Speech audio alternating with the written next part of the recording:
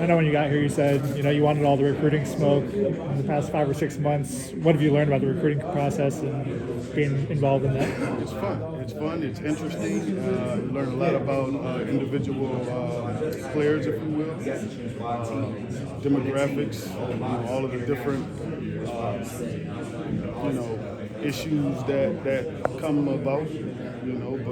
But it's been fun. It's been fun. It's been super exciting for our program, and we're looking forward to it. We're trying to get the best players in here that fit us, and I think that's always key when we talk about the recruiting aspect. Has anything surprised you about it?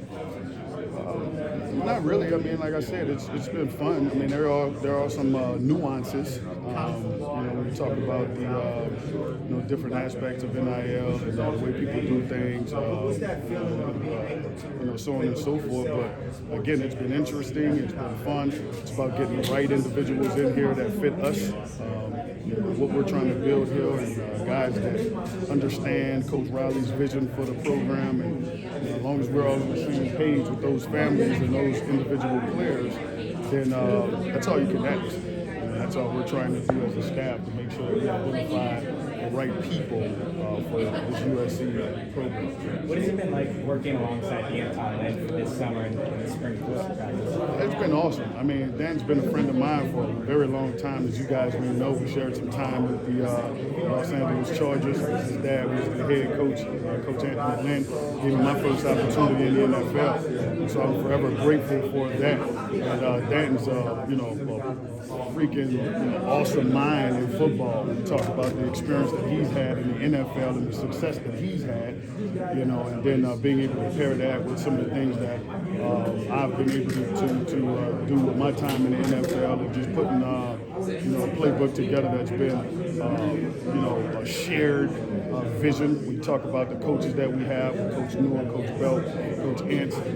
He's been open to ideas and thoughts, and I think we're doing what's best for the USC football program and the defense that we're trying to build here. And so it's been exciting working with him, and I love it. That's my guy.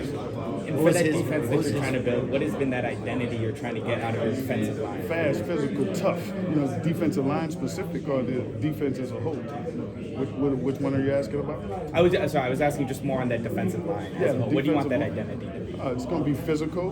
We're going to be the smallest group. We touch foot on the grass. We take pride in those things. I don't think all the time defensive linemen are looked upon as the most intelligent group on the field, but that's the identity that we want to have. And when guys are in tune to things by the play speed that they play with. When guys play fast, and that's because they're locked in and they understand what's going on the field.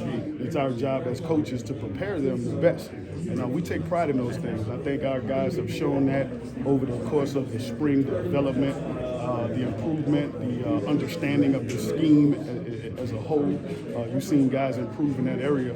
And so you're just looking forward to building on that as we head into camp. When you got that first NFL opportunity from Dan's dad, what was Dan's role on the staff, and what was your role? And how much did you guys cross paths? Yeah. When I got the first opportunity with the Los Angeles Chargers in 2017, Dan was our defensive assistant. So he worked closely with, Coach Bradley, Gus Bradley, who was our defensive coordinator. My role was the assistant defensive line coach. And so Dan was basically in charge of everything that Coach Bradley needed done in regards to putting together the playbook. He was basically a defensive coordinator at that time. People that don't understand how those defensive quality control or assistant roles are designed in the NFL, you're basically a defensive coordinator. You're being tutored to call plays, to understand the mindset of the play caller. And I think that's why he's had success thus far in his career. And it was something that I've always seen, the way he handled those tags, the way that he was always on point, sharp, very articulate, understand what's going on, both with the front and on the back end. I mean, he's ready for it, and we got a great group of coaches to support him and support the vision that we have as a defense, and we're looking forward to getting going here. It was in those days that you guys got close. Oh yeah. I mean, we laughed, we talked, we stood up a lot of long hours, and so we grew together, and we continue to grow together, even though we were not on the same teams in the NFL, because there's constant communication around the league, things that you see, how things you like, things you want to implement when you get your own opportunity. And I think you're just seeing, the growth that Danton has had over that time of him getting into the league, which was prior to the Chargers as well. He spent some time in Buffalo, so he's had a long career of growth, if you will, with some different coordinators and different head coaches. Eric Bear was just talking about expectations the staff has for him this year. He was talking about how you guys have encouraged him to kind of keep that motor high consistently.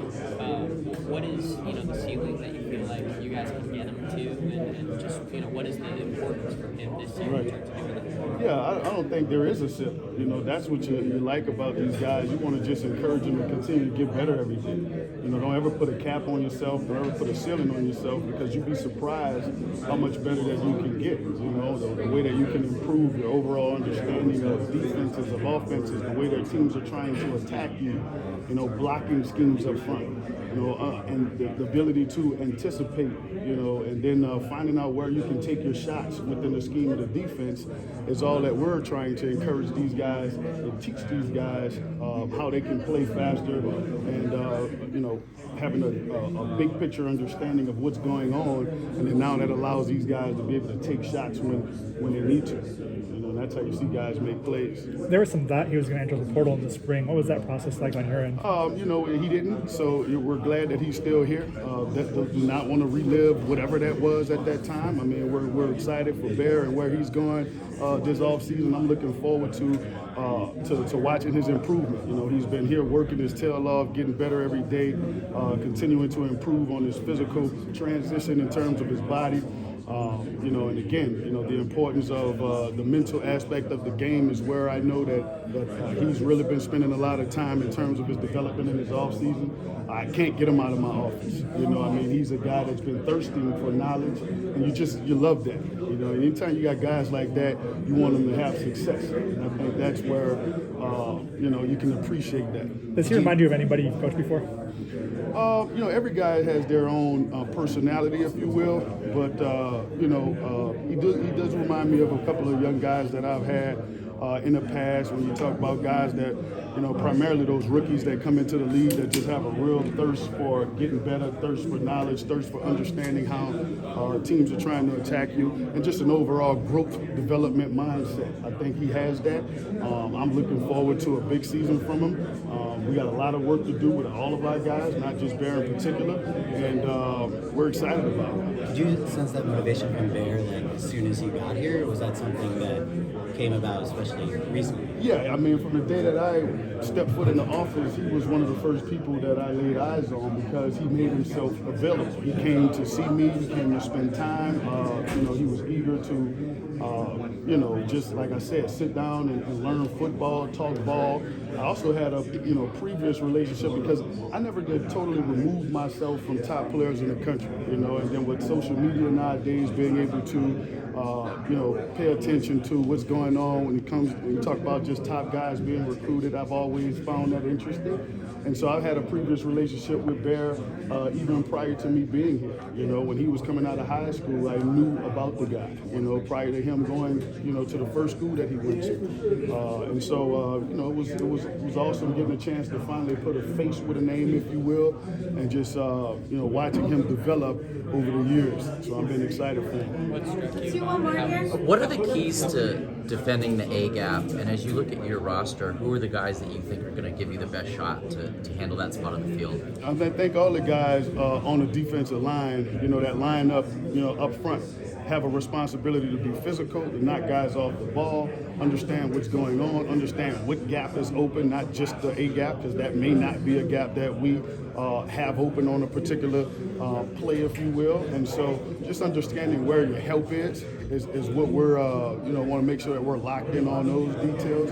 When you talk about just being physical, knocking guys back, being able to get on and off blocks, that's how you defend every gap, not just the A gap.